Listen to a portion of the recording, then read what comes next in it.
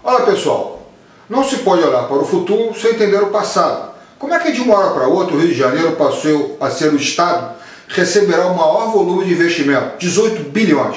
O que mudou tão vertiginosamente? Nada. Pesquisando, verificaremos que o maior responsável por isso é o pré-sal, seguido dos eventos esportivos Copa e Olimpíadas.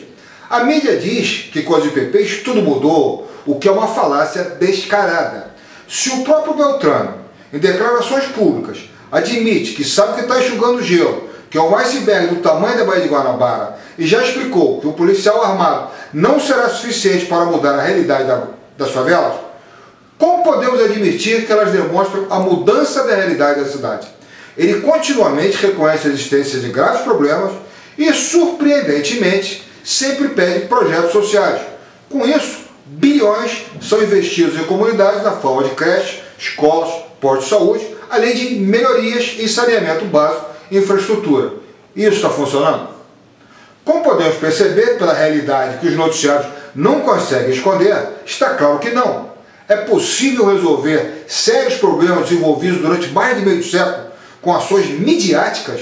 Se você pesquisar, descobrirá que 1 bilhão e 800 milhões já investidos renderão 1.200 empregos diretos, o que não é suficiente para atender sequer uma fração da demanda atual, sem contar que existe uma massa vivendo na maior informalidade e, logicamente, numa pobreza ignóbil. Pergunte para a população se ela quer um projeto social ou se ela quer um emprego formal. Claro que ela quer um emprego formal.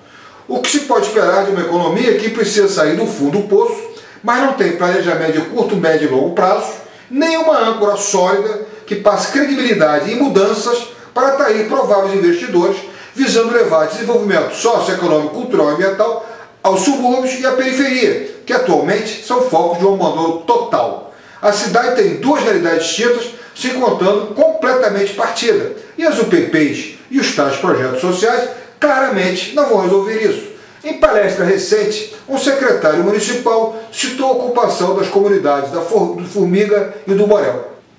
Para quem não conhece, é um morro da Tijuca que está em processo de pacificação há mais de um ano e que recebe diversos projetos sociais, como por exemplo, uma coleta de lixo reputada como do mesmo nível de um bairro nobre. Esta UPP atende a duas comunidades que são separadas por uma divisa clara, uma rua.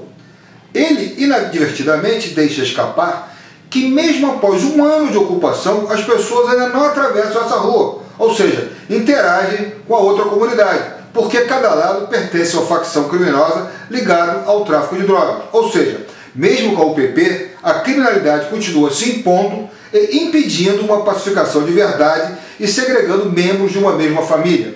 E continuará, porque não há perspectiva de futuro sendo apresentada à população. É preciso deixar claro que para desmontar essas estruturas criminosas que assolam o Rio, é preciso convencer a população a denunciar.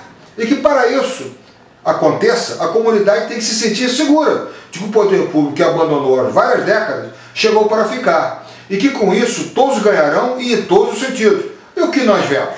Uma política de segurança, como no estado da ONU no Haiti, onde não há uma solução em vista que permita a retirada das tropas, mesmo com mais de 7 anos de ocupação. Vou utilizar um exemplo doméstico. Minha faxineira, que leva mais de 2 horas para chegar ao Leme saindo de Lucas, organizaram sua rua e agora ela é calçada por paralelepípedos, o que mudou a rotina da comunidade com atropelamentos e batidas de carro fugindo da polícia. Como a rua teve que ser elevada, quando chove a sua casa após essa obra passou repentinamente a ser inundada por águas pluviais que sofrem o acréscimo do esgoto da favela, porque a rede de saneamento básico não foi projetada corretamente. Não é só a sua casa, sim, é de todos que ficam desse mesmo lado da rua. Questionado em por que no processo a prefeitura me confessou que, além de não acreditar na celeridade da justiça, isso lhe daria muito trabalho. Consultei um advogado e mesmo ele confirmando que a causa estava ganha, absurdamente não tinha interesse em assumi-la pela dificuldade em reunir as provas necessárias, dada a informalidade da situação dessas casas e dos serviços a elas prestados.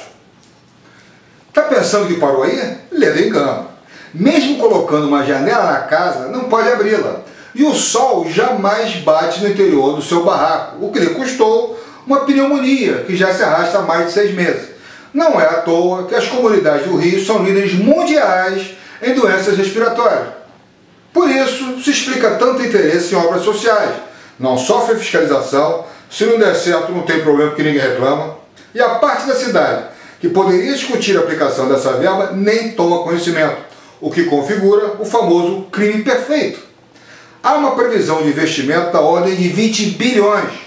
Um empreiteiro me confidenciou que supostamente entrega 20% do valor ao secretário e, claro, fica com 20% para ele. Começou a entender porque tanta insistência com projetos sociais e nenhum empenho em revitalizar a economia. Políticos supostamente enriquecem em 4 anos. Nós vamos sofrer o resto da vida. Entretanto, São Paulo, sem um mínimo de propensão turística, seguiu o exemplo de Nova York, que até 1972 era uma cidade falida e violenta. Lá, a sociedade se uniu e a transformou em um moderno polo turístico de entretenimento e cultura. São Paulo começou a trilhar esse caminho e hoje já é percebida, segundo o seu secretário de turismo, como uma capital criativa, por seus talentos e por sua produção cultural. A cidade está no calendário internacional de shows, é centro de moda, design, publicidade, exposições, mega eventos. Por que esse investimento? Descobriram o negócio do entretenimento turístico, que conectado a essa cadeia criativa produz 40 bilhões ao ano. Fundação do Desenvolvimento Administrativo. Que tal? E o Rio? Produzimos escândalos administrativos em série, que são encobertos graças à elevação de 55 milhões e 700 mil para 120 milhões e 700 mil de gastos em divulgação estadual, enquanto a Prefeitura incrementou o seu orçamento em 9.000%. Planejamento de curto, médio e longo prazos, nem pensar. Utilizando como âncora a maior vocação natural do mundo, nem pensar, né? Acorda, Rio. Vamos fazer como Nova York, Barcelona, Singapura, que se reinventaram através da indústria do turismo.